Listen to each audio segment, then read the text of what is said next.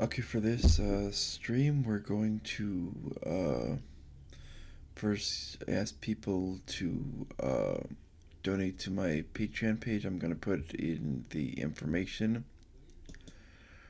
And I just put in the information on it into the chat.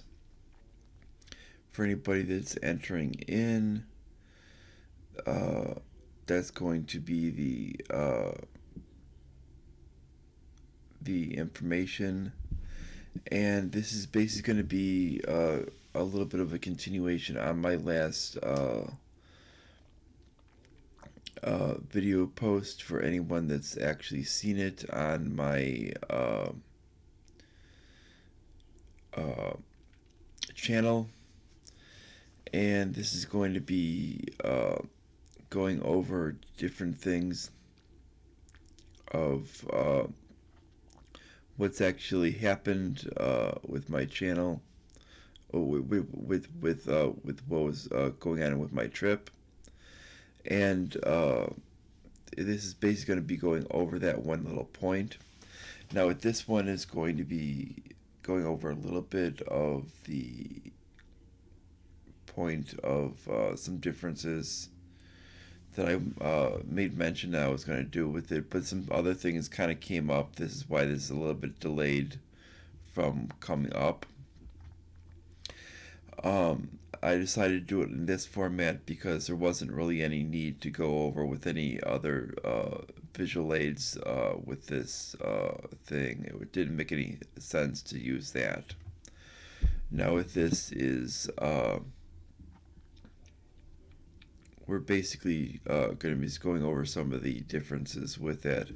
Now people are going to be now with the current news with it, a lot of people have been going over the situation of the Epstein suicide, and because that really doesn't focus beyond a small little area of DNC financier. I find it to be what it called to be quite pointless to be focusing on. That's why I'm not even really even bothering jumping in on, because he was not even a major player beyond that area. He was not even a major player on even in global politics. Even in policy, he would just basically follow a lot of the status quo of what larger players were actually going over with some of the people in the Rockefeller family, Soros, and who else? There were plus other corporate entities as well. I mean, there's many larger players that people can focus on that play a much larger role on a global scale, and than him with it. He is so small.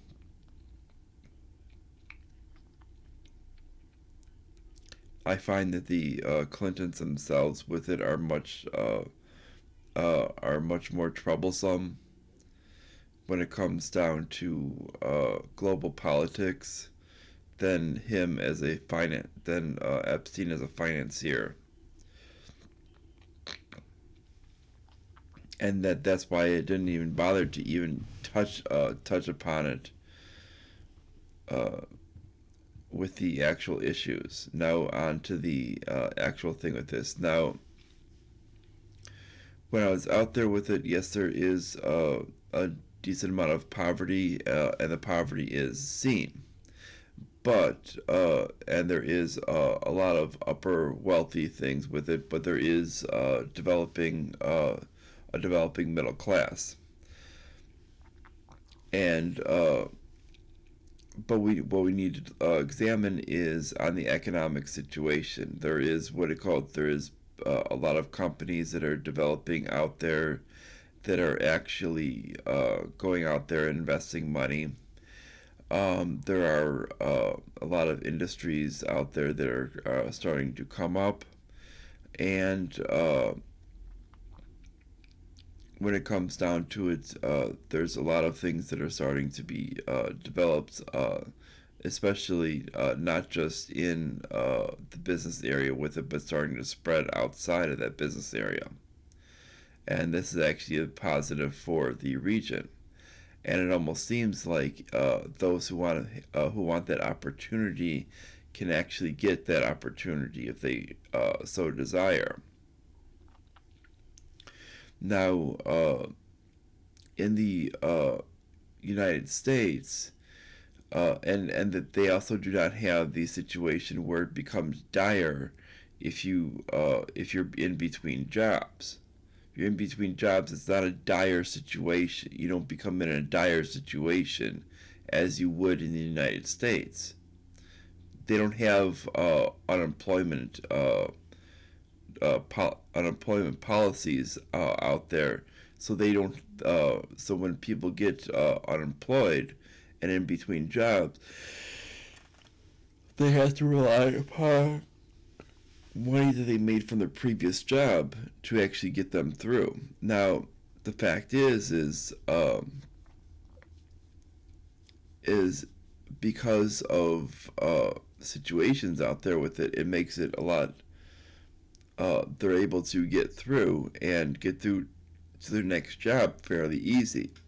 Now in the United States, that doesn't happen because many people, even in your middle class, are living week to week.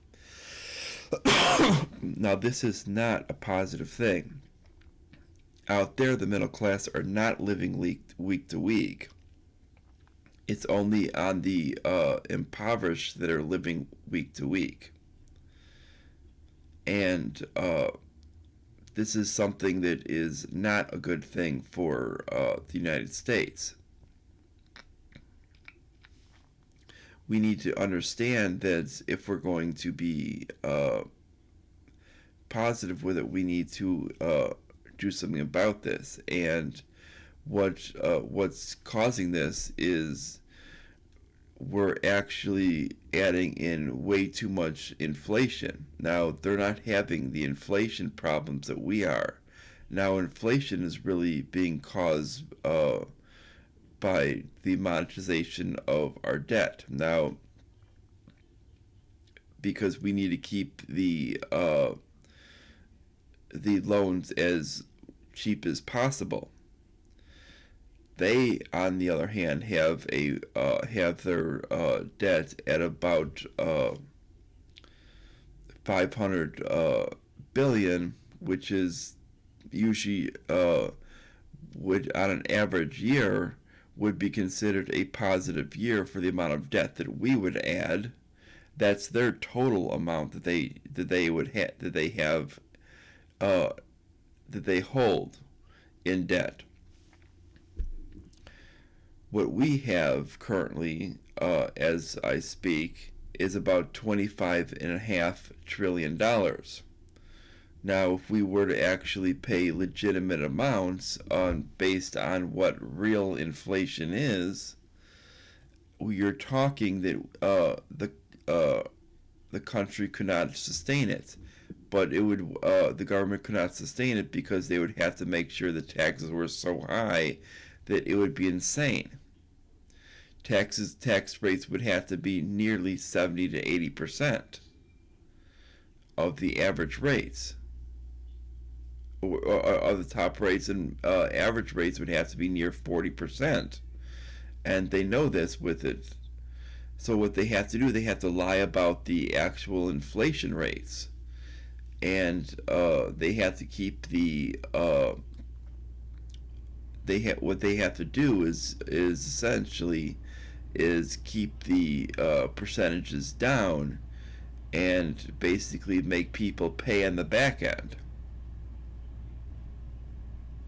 which leads to basically negative situations and these continual boom bust cycles that we end up facing.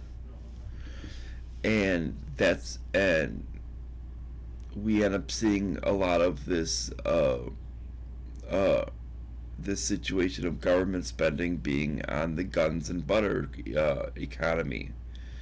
Basically, is we have our military everywhere when we don't need to be there with it. All we have to do is defend our actual country itself.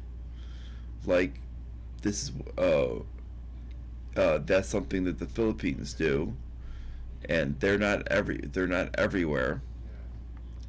And then all we have to do is we need to get rid of these excessive welfare programs, because all it's doing is it's hiding. It does not do anything to change the amount of poverty we have. It just hides it. It does not change anything of our poverty level. It just hides it. And this is all what we're doing. We're just basically using it as a thing to mask our level of poverty. Uh, because if you've looked at when we've started these programs in the 60s, uh, where we started to really accelerate them, I mean, we've started them before during the progressive era, but we really started to accelerate them in the 60s under Johnson, under Lyndon Baines Johnson. Uh, you've seen that what happened was that it basically became nothing but a masking of poverty.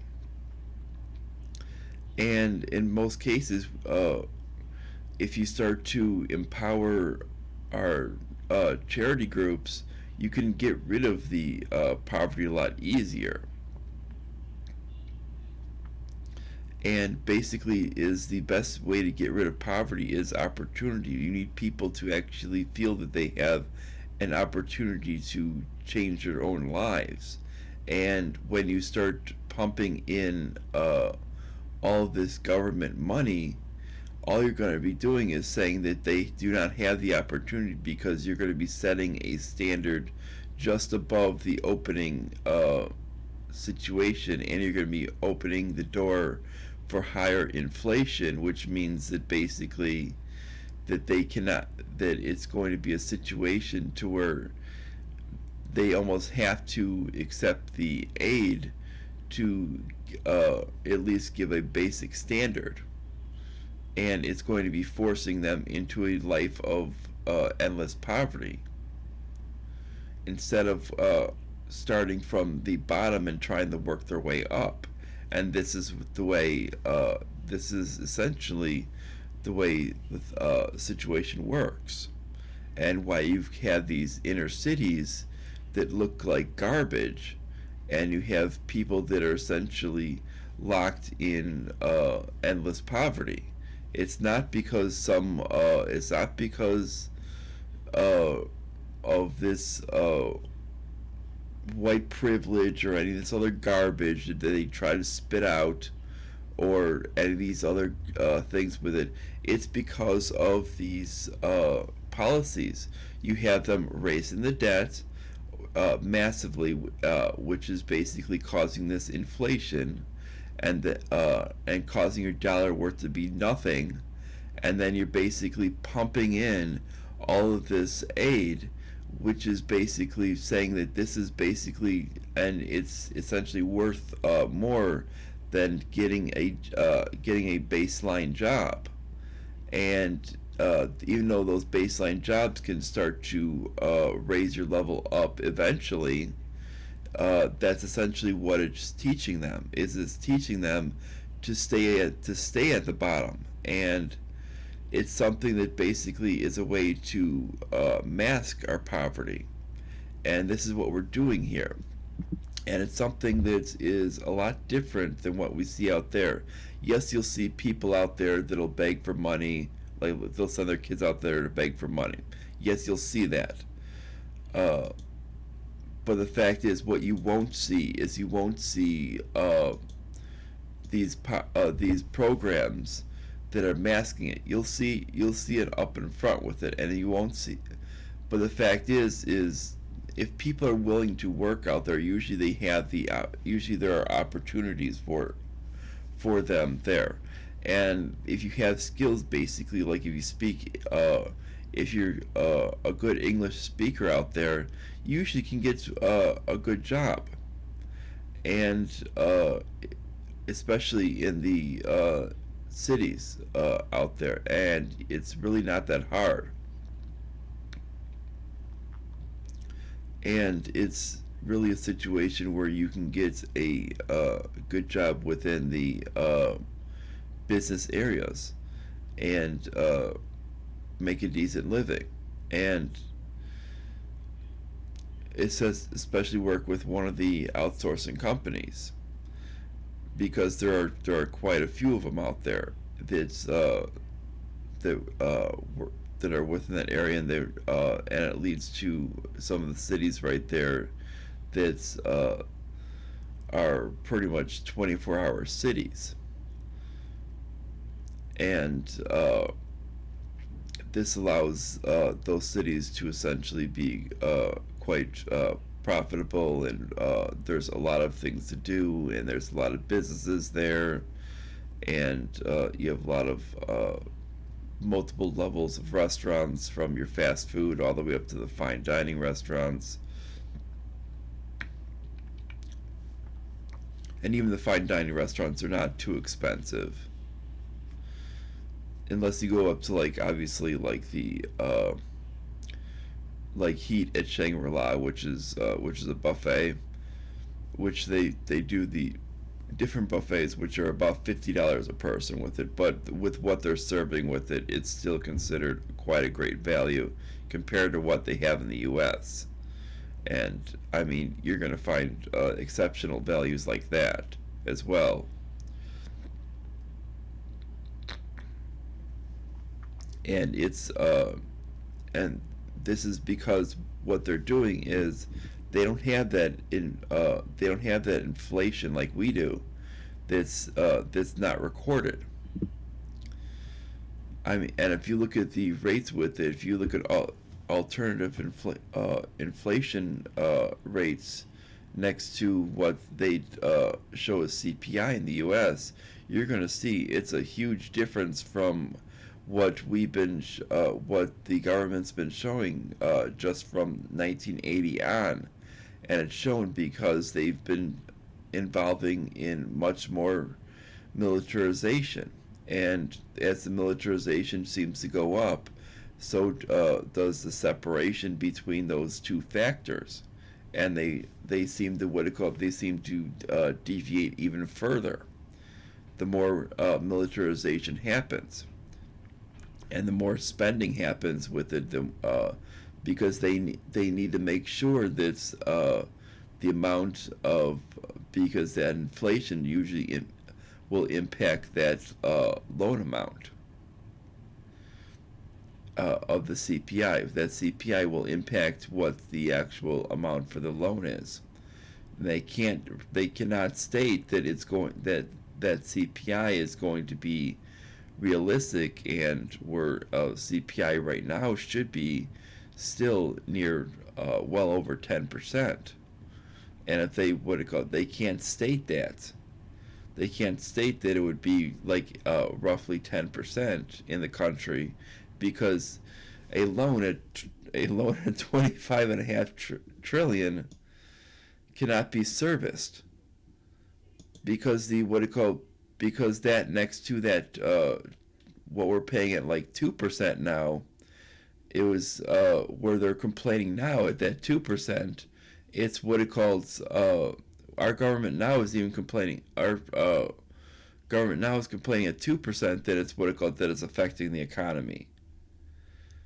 And if you raise that thing up to 10%, which it really should be, to be accurate within what the real rate should be, and you're talking that's going to basically plummet the whole economy and cause the currency crisis immediately, and people are going to demand a switch to a solid currency, which is what we should have. And that this is why what we're talking about is there's a lot of you won't find as much irresponsibility in government over there as you will find here. They're a lot more cautious with money over there as they are next to in government as we find here. They aren't very wasteful when it comes to money. So they're not going to be adding on a bunch of they're not going to be using a lot of waste when it comes down to it. And I think that's something that's a little bit different from what we're finding in their government next to ours. While their government might still have its problems with corruption, well, so does ours. Uh, I would say that overall is their government is what it call is still a lot more fiscally responsible than ours is.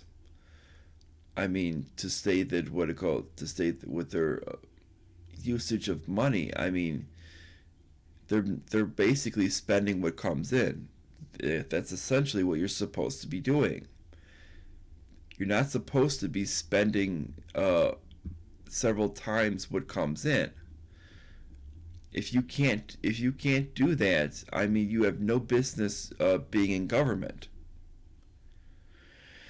And that's where we've gotten into a lot of trouble, and we have a central bank that goes, sure, we'll do that, because they know that they can monetize, and they know that basically is they pretty much can start controlling, eventually lead to areas controlling policy.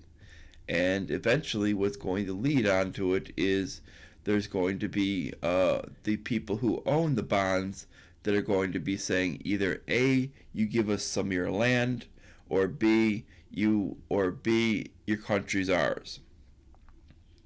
And that they're going to be controlling policy in our country.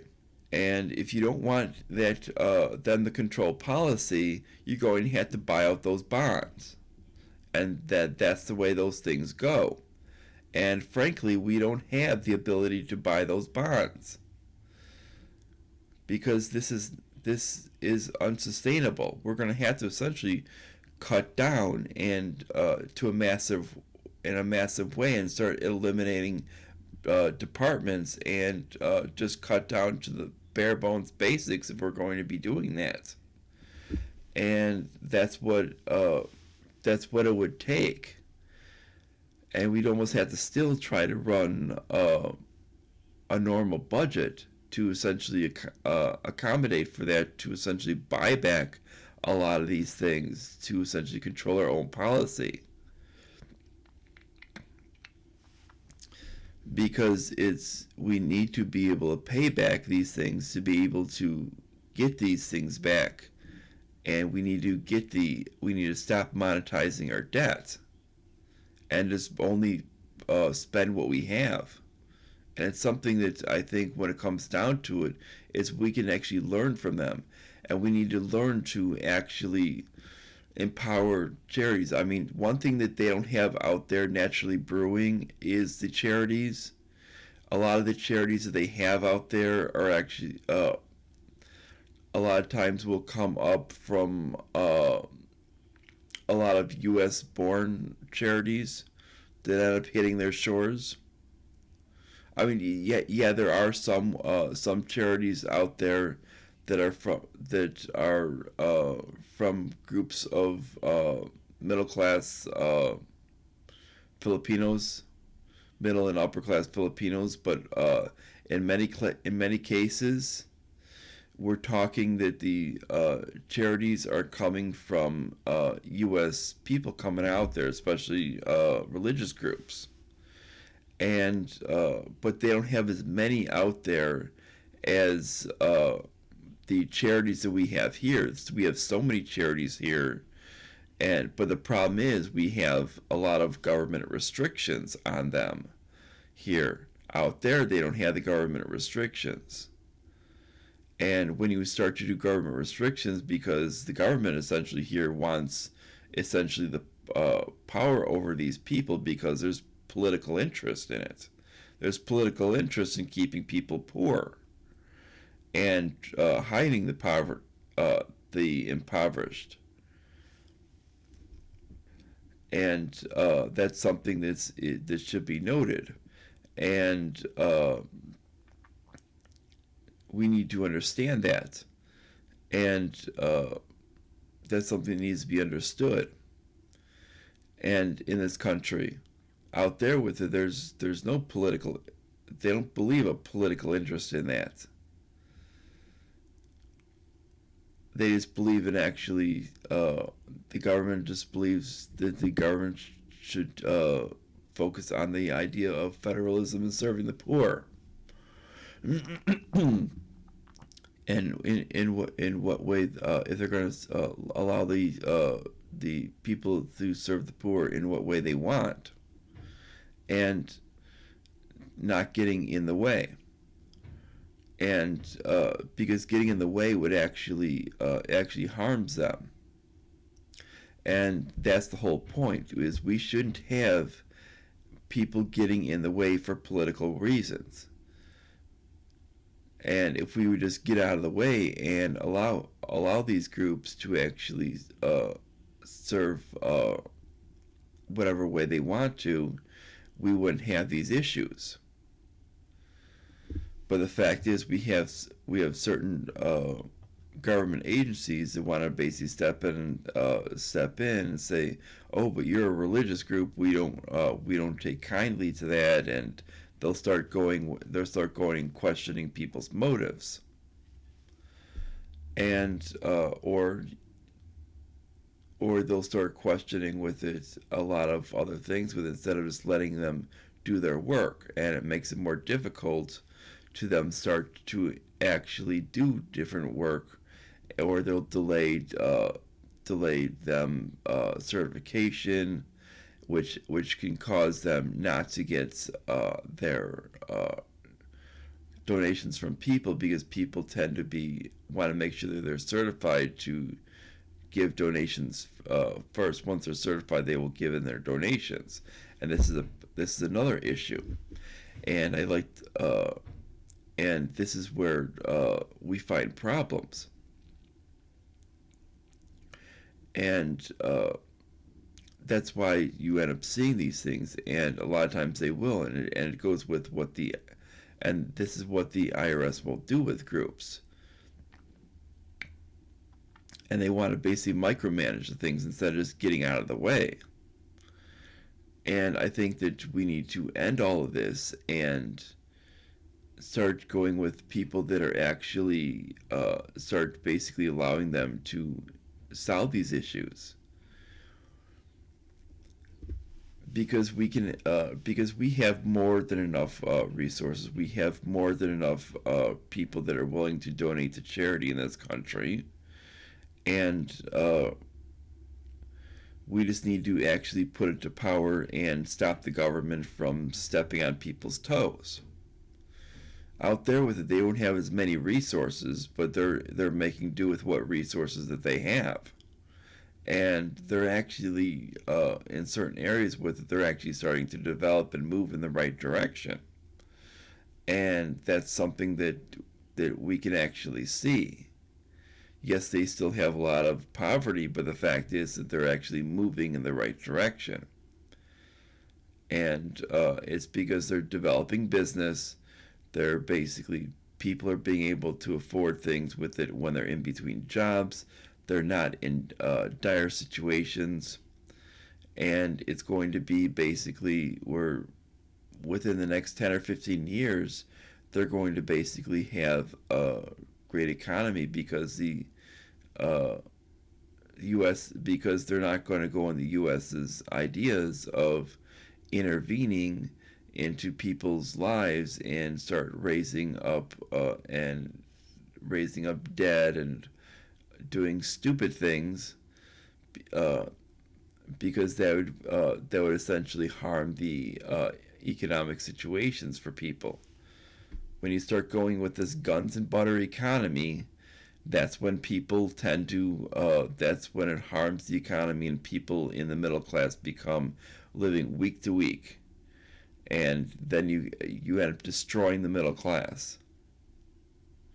You don't want that. You want to essentially empower that middle class. That's how you end up improving their lives.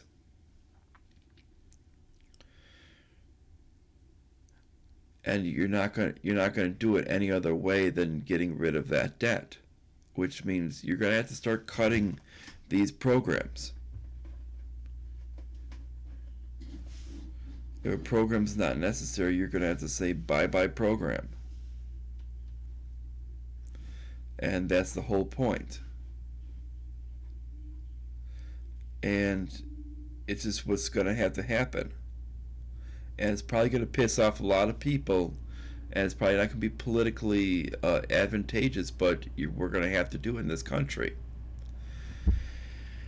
And it's something that if we want to learn something from the area with it, obviously we can't copy their actual physical boundaries and physical weather with it, because uh,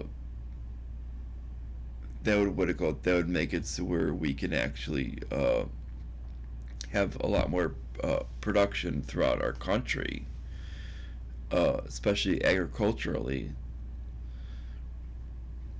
But there are certain things that we can copy with in the way we're making our decisions politically. We don't have to be wasting money. We don't have to be spending money on stupid programs. We can take all those programs, cut them. We can say any charity that wants money from the United States government doesn't get a damn dime, or any nonprofit. They don't get a damn dime, because we're not going to be playing favoritism here. We can say we're not going to be pumping money into any special needs in any special programs at all with it from the government. If you're a private group with it, we're not going to be pumping money. We're not going to be pumping money into anything that's based off of a theory or anything like that. So no more money into these, and then we're not going to be pumping money to get people to buy specific cars, or no more benefits for buying electric cars, because the fact is we're not giving extra money for people to buy electric cars, because the fact is all it's doing is putting extra money in certain businesses' hands and taking them out of other business, and what it called for the businesses that don't make those cars. Because the fact is, we already know that when it comes down to pollution, the actual amount of if for those who actually believe the carbon uh, through carbon emissions with it, we already know that the actual production of an electric car causes more carbon emissions than the actual development of a normal combustion engine car and its life of the car, uh, compared to an electric car. An electric car still has to use electricity, which is going through electric plants, which are actually coal-fired plants, which would raise it up even more. So basically, it isn't even anywhere close to being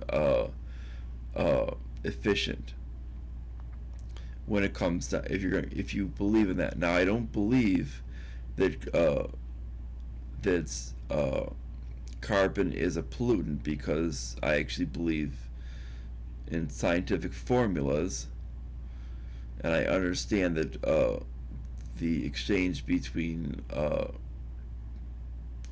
plant life and other animal and sea life, and understand that it actually interacts with one another, and there's actual chemical formulas between it, and it shows that that plant life requires carbon to actually grow. And but even beyond that with it, if you're going to actually go with that, those electric vehicles are actually using more than standard vehicles.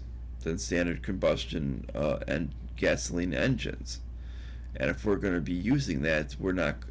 That doesn't work with it. So when you're giving extra money for that, that's a waste of money. Then if we start looking at other things with it, is pumping into a lot of these government entities, pumping money into the Department of Education. Department of Education is completely useless. We do not need a federal Department of Education. The states do just fine, and the local municipalities do just fine. They can control it themselves. We don't need a federal group controlling that. We don't need when it comes to investigating criminal activity. We do not need an FBI. We've shown that we do not need an FBI because the FBI has actually shown since its inception that it's shown to be troublesome. We do not need an NSA or any other civilian intelligence. NSA and CIA have actually shown that they've actually are more apt to cause conflict and violate the Constitution under the Fourth Amendment. They will actually use it on their actual own citizens within the country and not use it on foreign on potential foreign problems attacking the U.S. They will actually cause problems of people attacking the U.S. They do not actually have they do not actually use it in a way that is beneficial for the U.S. security. They're actually using it negatively, which means you can get rid of all civilian intelligence. Well, that means we can rely solely on military intelligence. Now, when it comes down to the military budget, we can restrict that severely down to basically a budget that would limit it down to only defending the United States and its territories itself. Very, very basic.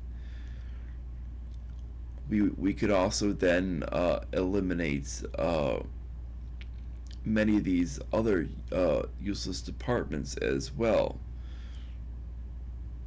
And when you start eliminating a lot of these excess departments, FDA and you'll start going down the list, and Department of Energy, and basically these departments to function no more than basically just butting their nose into people's business, and then starting to basically send things all the way back down to the states. You'll realize that the government's going to save a lot of money. That if we take down the get rid of this, get rid of the butter side of the economy, and start eliminating welfare and replacing that with private charity, and allowing the private charities to actually do their work, you're going to realize that basically it's going to empower people to get to work with it, because they're basically going to say, we're not going to pay all of your we're not going to pay you just to sit around. We're basically going to get you to back to work, and it's going to empower people. The idea would be to empower people to get them back to work, and this is going to change around what the economy is going to do, and that amount of that debt will be paid down very, very quickly, and just restructuring that the way we do our budget, and we can start buying back those bonds then. Those debt bonds are what's actually harming the economy and not allowing people between jobs to have any of this. And when people are going, oh, why is stuff so expensive? Why can't I afford health insurance? Well, you can't afford health insurance because the fact is the government's mandating so many things because the government is basically paying for it for a lot of people, and this basically and the government is setting so many standards on things, and this is why insurance tends to raise up. What you need is you need a basic counter to basically do this, to where people have more freedom. The more freedom that people have means the insurance company has to come to you for that purchase. And this is what we've done. What we've done in this country is we've created a system that has caused things to be more expensive. And if you basically if you go in the opposite direction, use universal health care, things are just going to get, taxation just becomes more expensive and the quality goes down. And even on top of that, we don't even have the amount of personnel in this country to sustain that. And this has been noted by many people. You look at hospitals, we don't have the amount of workers to actually do this. We actually consolidated the number of hospitals and clinics and such to even just to accommodate to the ACA. And if we start to go to universal health care, we're going to essentially have to consolidate even more. And it's going to basically make sure that people are going to have to travel even further to go to their to get taken care of anything, and their wait lines are going to be hours upon hours upon hours. If you're basically to see in a regular doctor's appointment, if you want to wait, you're going to be waiting at least several hours. Even if you schedule the doctor's appointment, you're going to be waiting probably 3-4 hours minimum, and that's if you scheduled. If basically in a clinic with it, you're probably going to be waiting probably good 10 to 12 hours to see someone. If you go to the emergency room with it, expect to be waiting at least 10 to 12 hours as well. And that's what's going to be happening. And it's going to be complete and utter nightmare. Because we don't have the personnel in this country, especially the wide spanning areas, and then that's in the areas that actually have good populations that could somewhat sustain it. If you're talking the areas with smaller populations that can't sustain it, it's going to be even worse. You might have to be waiting days with it, or they might say come back tomorrow, and we'll see you. And then when you come back tomorrow, you might be waiting another 12 hours. And that could be on a regular doctor's appointment. Because that's just how things go through. And this is what's going to be happening in a situation with universal health care, because we don't have the amount of personnel to sustain it. And this is why we need to go in the opposite direction, because we need to understand that there are certain things that cause healthcare to have its certain limitations. And that's something that people need to realize. Healthcare does have its limitations on what we can do. You can't just automatically wish something to be available to everyone without understanding that there are workers. The workers need to be paid. The workers need to have a fair wage. And they can't be working 24 hours a day. And that creates situations to where you're going to have higher wait times. And unless you're going to bring in more workers, which is going to create a higher cost, then, and especially you're going to especially the rules we have in place on immigration specifically for workers, and Democrats have even wanted to create even higher wages than that for immigration costs for workers. That would even make it even more expensive for healthcare, which would impact your taxes even more. So when you see that with it, is they want The current rates with it would basically state that you're paying about, I believe it's like about $80,000 a worker currently, if you had them immigrate over. Now, now from what they want is they want to double that to about 160. Now that would mean that if you had to bring over RNs, an RN would have to make a minimum of $160,000 a year.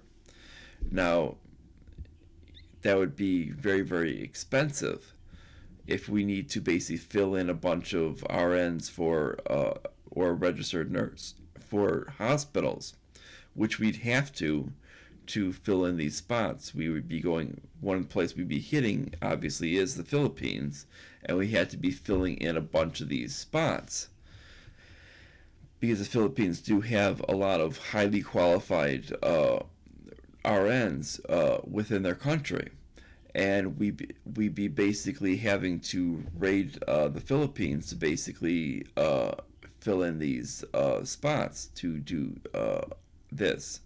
And this is where this idea of universal healthcare is not going to work, because we can't do this, because you got to think every 10 of those RNs that you do is going to be another $1.6 million dollars at what Democrats want to do, because they say they want to save these jobs for Americans. But the fact is if they're not there, we can't just automatically make them there. This is a fact is where we would have Americans basically sitting. We wouldn't have Americans available for the job, so we still need to fill in the spots. And companies couldn't exactly wait. And so they'd have to basically speed these up to accommodate for the situation. And this is where the U.S. and the Philippines would be doing things different. And that $25.5 trillion you see right now, well, that would be raising up through the roof so damn high it wouldn't even be recognizable anymore. And for those who believe in the MMT, well, MMT is not even realistic, because the fact is MMT believes money comes from the government, which is not even anything that's even been recognizable since the history of mankind. Because as we all know, governments, money predates governments by quite a bit. And when we realize that theory is then null and void. And once you realize that, you'll realize that basically that means that you cannot use that to fund the government, and it means that debt does hit, and you have to have a solution to pay for said debt, which means it's going to have to be taxation. That means you can't just start printing more money. Printing money is, if you start printing money, that's called inflation. If you start rapidly printing money, that's called hyperinflation. And that's what ends up happening to countries such as Venezuela. That's why they're bringing in, they're losing their stores aren't being stocked with anything, and people are starving out there. And that's why they're in the situation that they are, as well as because of sanctions. When you add sanctions on top of that, that hurts it as well, because it limits who they can actually sell to, and it locks some of their money up. But beyond that, they were in a situation before then that was actually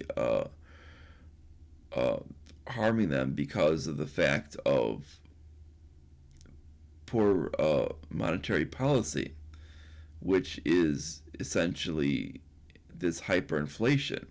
Hyperinflation is caused by printing of money. And while they still do that under the Keynesian policy, if you try to do that under an MMT policy, if you try to do that in a situation like we have now, you're going to basically cause so much poverty that basically the only people who are going to get by are the ultra rich, because they're going to have first access to that money, and it's whoever has the first access to the money is going to basically be the only one who gets by, and everyone else is going to be SOL. And that's the whole point. That's why when we start to look at it, that's how you create a country where you have an ultra rich and everyone else is poor. That's the easiest way to do it. And you want to kind of break away from that. That's how a lot of countries become like that. Is how you develop a third world country. And that's how that's why the Philippines are trying to break away what they once had like that. And that's why they're trying to develop in business, and they're trying to do things like that. Now, the way they initially had it like that with it is because when they wanted independence, whether you had wealthy landowners that actually wanted to be independent from the United States, and you had everyone else who didn't, but the wealthy landowners kind of won out that battle. And what we ended up seeing was the situation was they created a an economy that was basically where they end up having a lot of control, and it ended up creating to where they end up having first access to a lot of the money, and you end up getting a lot of poverty. And you can even see the poverty to this day. Now, if you look at because they wanted to make sure that they didn't develop anything except within their area. And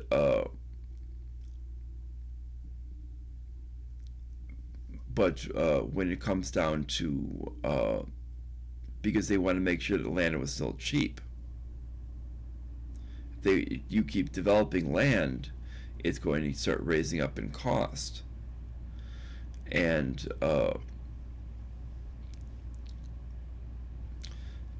that's what ended up happening. So you end up having essentially two classes of people at that time. Well, eventually business owners came in, and they found that since the land was still cheap, they could essentially develop this business relationship, and that's what ended up changing things. And that's what you're starting to see with them today with it. You're seeing this ultra rich. You're seeing this kind of business group that's bring in people, and then you're seeing the poor. Well, that's what's starting to change things right now.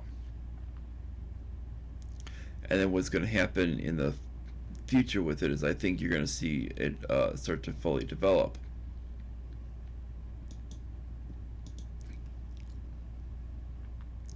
But in the U.S., with it, what we're doing stupidly is we're basically going the opposite direction, and we're almost following what it takes to make a third world country by pushing basically everyone except the ultra rich into a situation to what would make them into the poorest of the poor, which is basically starting to develop more and more debts. And the more you push economic policies from the government down that way, that's what's going to happen. And that's why you'll see that the U.S. is really declining, and the Philippines is really kind of going up, in my opinion. That's why you're finding more and more businesses move out there, because you have cheap land, hardworking employees that aren't too expensive when it comes to the actual investment. Next to the United States, which there's still a lot of red tape. Yes, it's not as much red tape as Europe is, but it's still quite a bit of red tape, and they're very expensive. That's why when we see the United States accuse China of deflating their currency, it's not really China deflating their currency, it's China's not inflating their currency equal up to the United States. That's what's going on. the United States keeps inflating their currency with it, and they get mad when other countries aren't inflating their currency in conjunction with the United States and that would be the other influencers in countries. The other influencer countries with it, when they don't inflate their currencies, the United States gets mad because it affects the value of trade. And that's something else that the United States does with it, and it affects it affects their ability to the United States' ability to trade. And if they didn't have the massive economic problems created by the government, this wouldn't be an issue. And there's so much inflation that's what it causes. And the dollar is so overly inflated. Basically, we're talking about 25 times its actual real value. That this is basically what that this is where we're talking about. They could essentially deflate it down to about 1/25 of its value to get the actual real value of the dollar, and obviously that would take a lot of money out of the holders at the top and restore spending power from the bottom to the bottom and middle. But this is not exactly what they want to do, but it would also ensure that the what I call it, the rate of those loans would go up massively.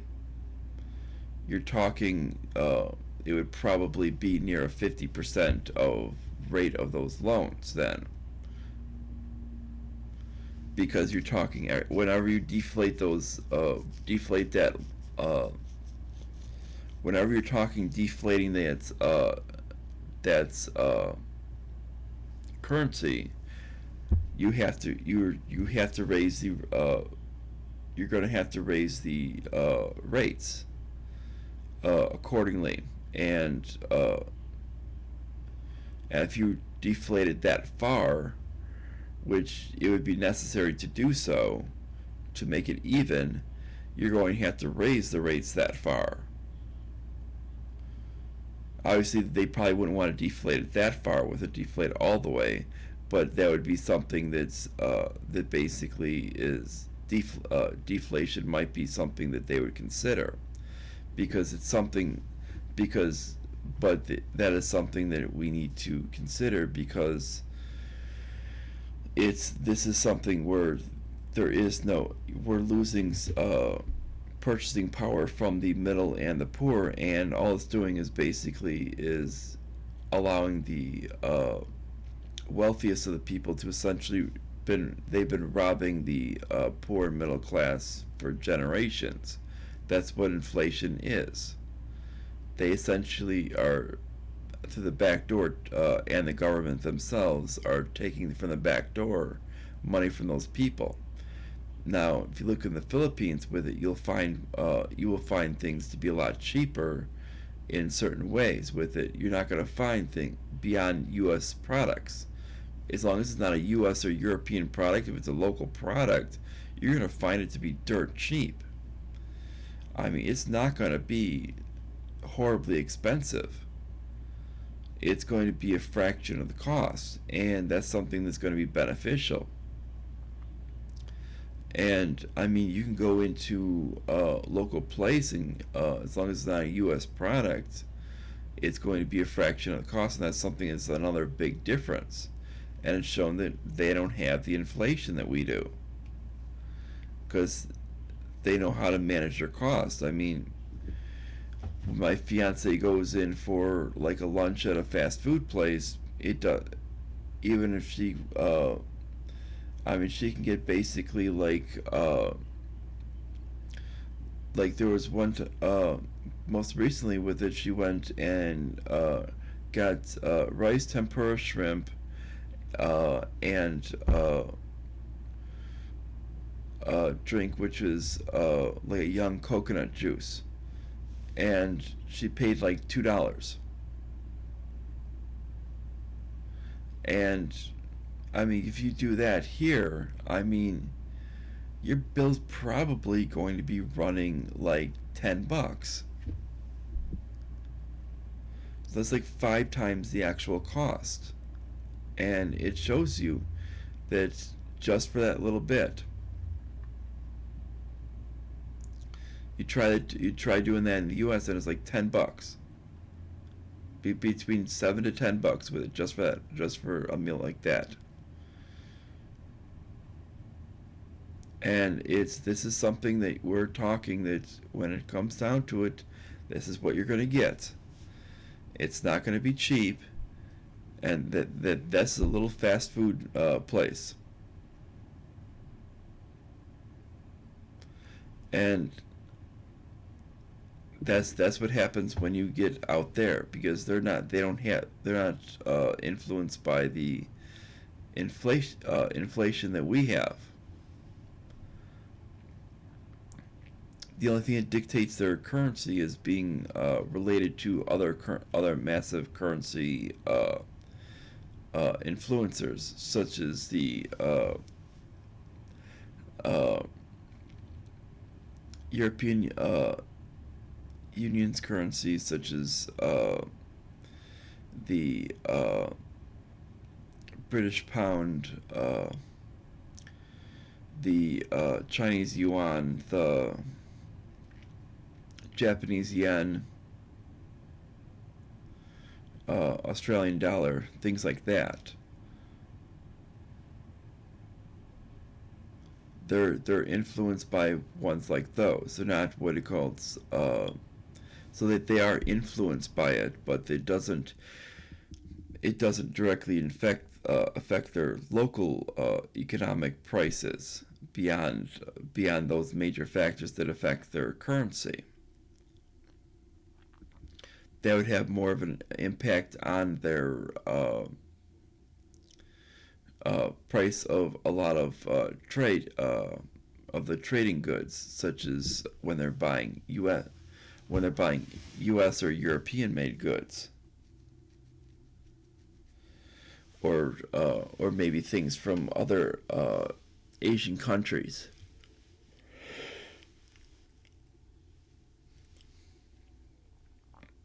And that would just be like if they're buying something like a Japanese product, if they're like a Japanese clothes product, or a product from the U.S. or product from the UK or somewhere in Europe. They would be in one of the stores, one of the SM malls or something like that, and that would impact the price, but not beyond that.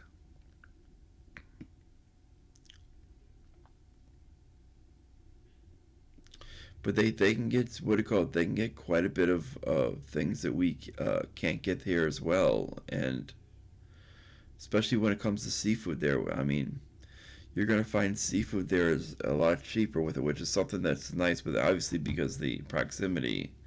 But even when you're in areas with it that have proximity with it, it's still more expensive than what they're paying. And next to what's they're paying with it, you're talking that we're paying a lot higher with it, and they can get quite a few different things with it, because we had there's like kind of like steamed tilapia or something we had, I think it was, and that was pretty good with its I see a whole one with it, and that wasn't that expensive. Then we also had obviously the stuff at Heat, that's in Shangri-La Hotel, and pretty much like I think they're like 4 or 5 different types of lobster. They have the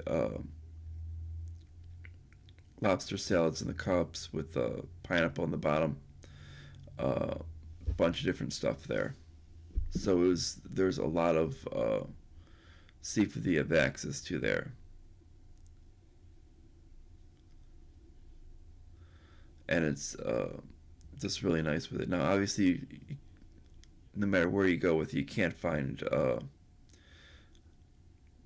um, unsweet iced tea. It's just not something out there they have, which is kind of something odd that I found there. Everywhere it's like a sweet iced tea. What I liked out there was this is something going a little more personal with it, was the at the Wendy's out there. This is in the Middle Ocean Park. Was they had mango iced tea, which is real nice and refreshing, especially when you're dealing with a lot of hot weather out there. It's nice and refreshing to kind of get something back in your system. And then you have, but for a lot of time out there, I was just drinking water because you want to make sure you have a lot of fluids out there, even if it's technically during their wet season. Fortunately, did not rain when we were there. It only rained for like basically like the day before we left. Well, that was the only day it rained.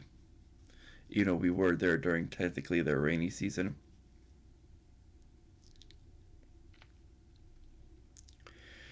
But that was like the only day it rained at all. And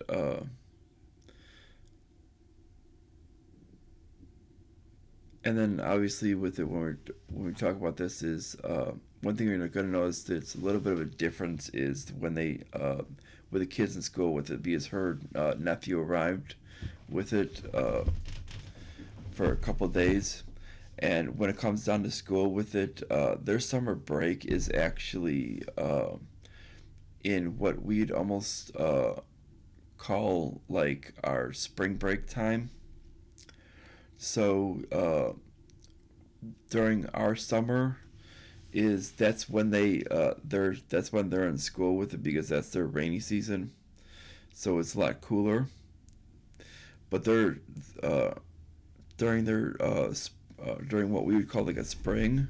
That's when they can get kind of it can sometimes get kind of intense for heat. So they don't have the kids in school, so the kids don't get sick. So that's usually when they have their summer break.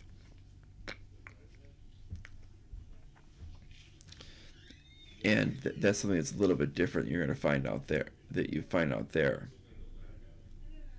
It's what we would call our spring, what they call their summer. So it's a little bit different, and it's because it's just how it impacts with it, because they do have they're virtually living in a rainforest area with it. Even if it's the city area with it, it still has that same climate.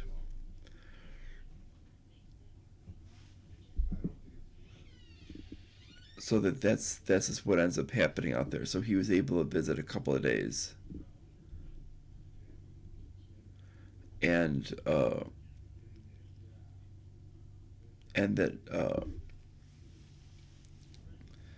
that if you I believe I showed the other picture with it, her her nephew with it. That's what I'm talking about. That's that you'll see pictures of him on my other video that I talk about that. And so with it, it's you'll find that that's a little bit different when it comes down to that. When it comes down to schooling, they're not wasting their time on a lot of the garbage subjects that we end up doing here, like social justice or anything like that. They end up focusing on a lot of things of being productive, especially what it called, especially they want to teach them English. Uh, because they know that that'll lead them to being productive. Because especially with a lot of the businesses out in the West they deal with, that leads to pretty much an automatic job. And if they can speak English, then they pretty much are in. And so they usually try to work that with it as technically like a foreign language, like how we deal with that. And one thing with it is they usually are encouraged to learn languages out there, because obviously it's very very important for them, being no matter where they end up going out to, because sometimes they will be because the Philippines is an area where they tend to be end up going as overseas workers. And if they want to become if they want to gain and become profitable, so that ends up so they end up working hard with it. And sometimes with it is learning foreign languages is the easiest way to do that, doing that and then learning a craft on top of that, which is why you'll find the different types of colleges, you'll find them out there, and especially in the business area as well. Business area too being as well as some of the wealthier areas.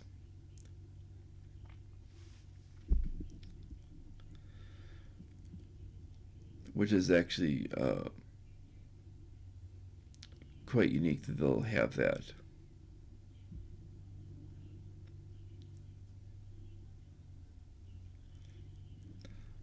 And then being within the business area, you'll find plenty of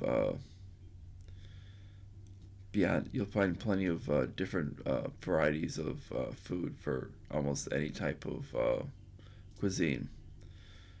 So it is like kind of international area, unlike a lot of areas you are in the you'll find the U.S. with it, which sometimes can focus on maybe one or two or three different cuisines. They'll pretty much get access to almost all of them. While they do have limitations on what they can kind of develop there and certain things, with it they do have quite a bit of stuff. And you're pretty much going to find out there with it being it's the place where fried chicken went. It's like the place where fried chicken came from, despite other people trying to claim that they would have called that like where blacks try to claim that they're the ones who created fried chicken. That's not the case. Fried chickens come from Southeast Asia, and if you stand along in one place too long, trust me, a Filipino's probably gonna try to fry you. That's just a little bit of a joke, but out there with it is Filipinos will basically fry about anything. And I mean they'll even like fry like I'm talking like deep fry like little quail eggs. They'll do that even with full out chicken eggs. Um, they'll fry about everything when it comes down out there.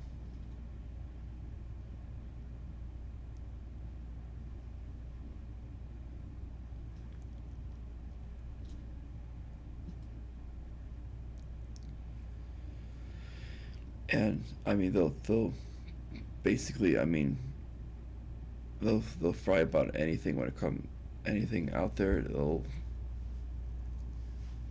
They're known for. That's kind of one of the types of methods they're kind of known for cooking. It's basically either like frying or like grilling anything.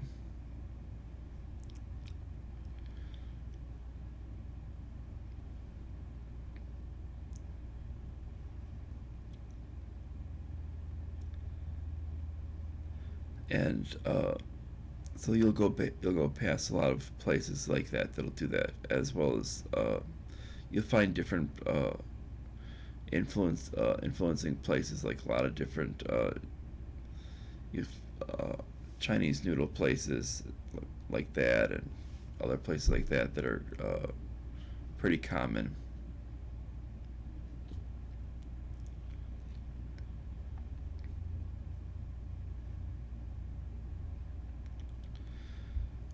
For food with it, but it's something that's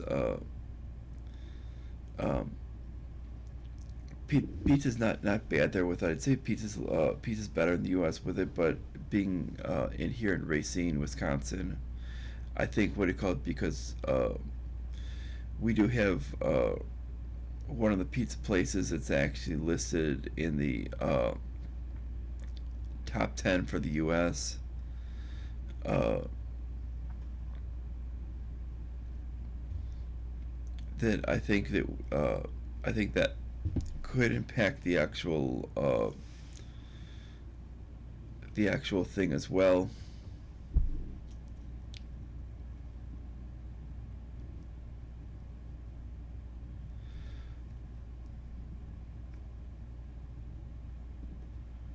Um,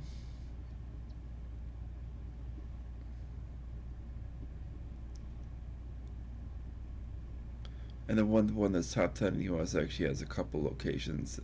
One's kind of a side location, and then they actually have a relative that makes another one as well. That's actually pretty close as well. So it's kind of like a thing that they make good pizza out here.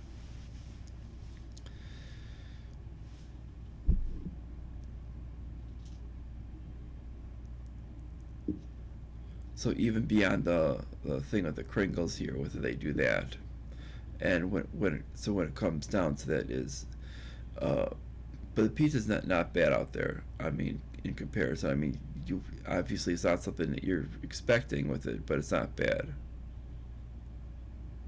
Um, I like a little more chew in the crust with it, and you'll find it to be a little bit thinner than that. That's the difference.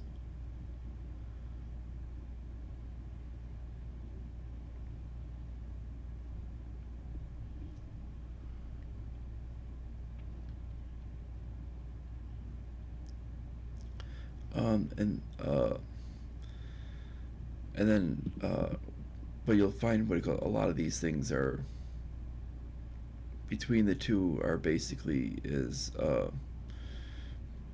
while we have a lot of positive things here with it is there are a lot of positive things as well out there, but what they do is they just haven't done a lot of really dumb things from the government. The government really hasn't done any financially catastrophic things. And but when it comes to here with it is our government does these things on a yearly basis, and sometimes multi-year base, and sometimes on they'll do these things basically multiple times in a year. They'll say, hey, we need to spend more money this year, and we need to do this multiple times in a year. And they'll say, hey, this disaster struck, we need to spend more money. No, when we don't need disaster relief funds. Frankly, every area should actually have money set aside for if something happens.